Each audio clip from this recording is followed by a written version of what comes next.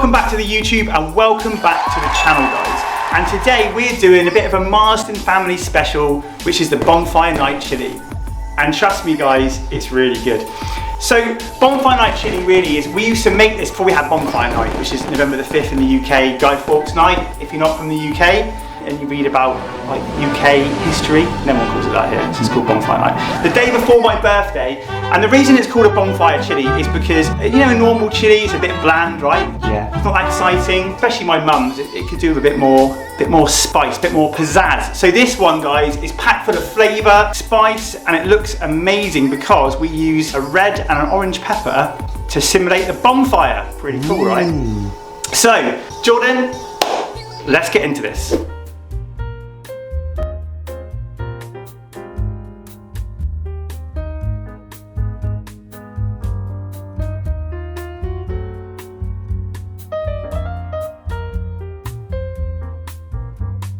And guys, don't forget, if you want to cook along with us and make this dish, then there's a link in the description below for our food blog, which has all the ingredients, the method, and the finishing touches to make this dish look amazing. So, by the way, we've got a new camera. Oh yeah, we have.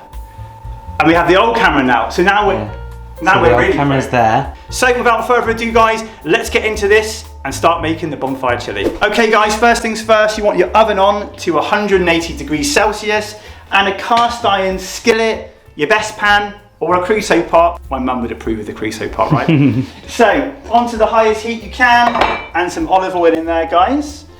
Just whilst that's heating up, I want to talk a bit about the beef. You know how we always talk about beef on this channel. There's a lot of beef on this channel, and a bit of chicken, and some fish. So our beef is 80-20. So beef in, guys.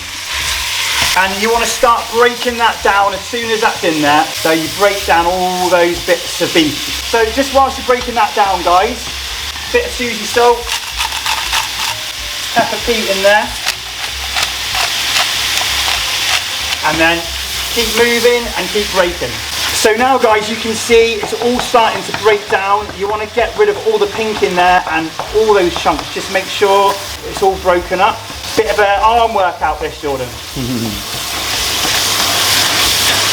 So the thing is, guys, when you're cooking minced beef like this or ground beef, you kind of need to take it to a very high level. A lot of people will take it out nearly now, okay? And there's a lot of moisture and fat still in there, right? So what we're gonna do, guys, is we're gonna cook this really long, and we're gonna singe the beef. We're gonna add a bit of Frank's red hot sauce to really lift that. This is probably gonna need about another 5 or 6 minutes before we add the Frank's in. So we're getting to that level now where the beef's starting to singe, and what I mean by that is it's singeing on the outside of the pan and catching, right? Season again. In with Frank's Red Hot Original, okay? A little splash in there. And it's gonna love that. Give that a couple more minutes just to lock those flavors in and finally singe that beef. Look at this now, Jordan. Can you see on the bottom? That is flavor locked in and loaded. We're gonna now drain this, okay? Just into a colander, drain that there for 5 minutes, let all the fat come out of it, so you're just left with beautiful beef. Now we're gonna get on with the veg. And look, this is what I meant about the bonfire night peppers. Look at these. That's going to make it look like a bonfire. Back on the heat, don't want it so high this time, probably medium. Glug of olive oil in there. 2 finely chopped onions and 4 cloves of garlic crushed there. Just want to give them a little bit of a soften for a few minutes. I love the smell of onions and garlic cooking, don't you? Whilst those are cooking down, guys, I'm going to talk to you a little bit about our spice mixture. Can you smell that, Donna? Oh. Our neighbours just walked past. Scratch it. Sniff it. If you want the full list of ingredients, guys, it is in the link in description on our food blog, but I'll just talk you through some of the stuff in there. So we've got some ground cinnamon, we've got some chili powder, we've got some cumin, we've got some oregano, chili powder. Let's go in with the bonfire peppers. We've used the sweet peppers, which are like the long thin ones, which taste amazing, guys, in here. Look at that. Wow, wow, wow, wow, wow, wow, wow. Just a couple of sliced fresh red chilies. And we are just going to cook that now for a couple of minutes, just to cook out peppers and the chili. And then we're going to add in some lovely tomato puree, cook that out for 2 minutes, our spices, and then we're going to build this dish and get it into the oven. Oh yeah, baby. We want a bit of tomato puree in there, about 2 tablespoons.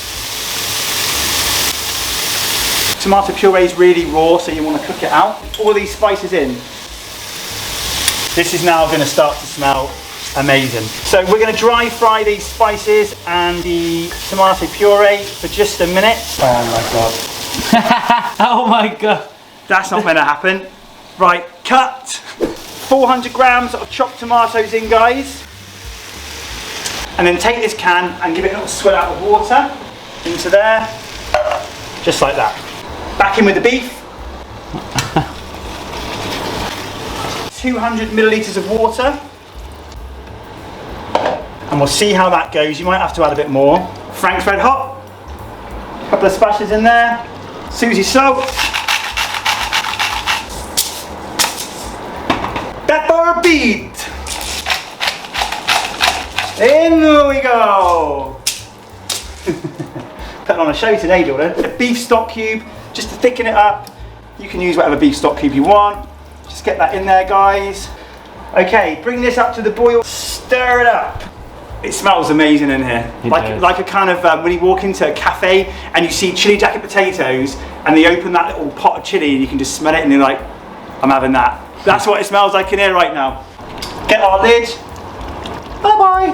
And this is going to go into the oven at 180 degrees for 20 minutes initially. And then we're going to give it a stir up, have a check on the thickness of it, and add the kidney beans if it's the right time. We might have to add a bit more water. And then we give it another 10 minutes. Add our finishing ingredients and let it settle down for 10. Because a chili needs to infuse. And I've got a special ingredient to add at the end, which you guys will not have expected. So I've just taken this out of the oven, guys, after 10 minutes, just to give it a quick check. So what you want to make sure is that there's a little bit too much liquid in there, because we're going to add the kidney beans, and obviously it's got another 10-20 minutes left. So that's fine. So we're going to leave that as it is and pop it back in for the final 10 minutes and then add the kidney beans. So this has had 20 minutes now in the oven. And it's thickening up really nicely. Look at those beautiful colours from the peppers, right? So we're just going to put in some kidney beans now. I've got about 80 grams here, 80 to 100 grams of just washed red kidney beans. In there you go. Now it's starting to look more like a chili. Back into the oven for another 10 minutes. This time, just crack the lid, just like that.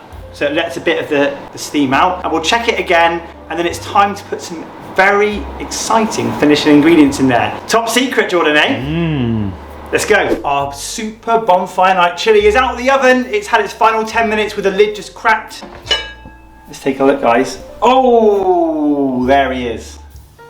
We need to do a quick seasoning check, guys, before we finish this off. Let's get right in there. Oh my God.